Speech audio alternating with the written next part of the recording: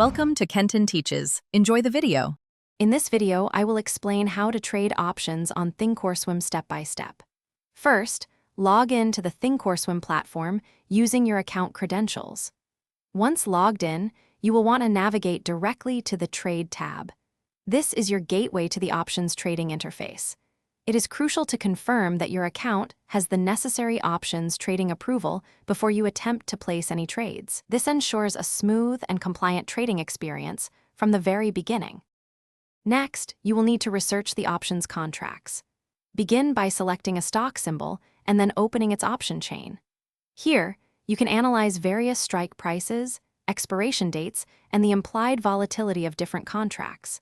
It is also wise to examine the bid-ask spreads and open interest. These figures provide valuable insights into the liquidity of the options you are considering, helping you make informed decisions before committing to a trade. Now, let's move on to placing your options order. From the option chain, simply choose your desired call or put option. Then, you will need to select an appropriate order type, such as a limit order for price control or a market order for immediate execution.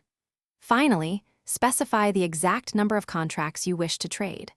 Always double-check your order details before confirming to ensure accuracy and avoid any unintended trades.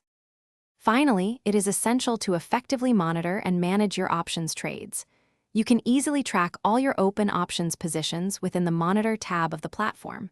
To manage potential risks, consider setting stop-loss orders, which can help limit your downside. When you are ready to exit a trade, simply close your position by placing an opposing order. This systematic approach helps you stay in control of your investments.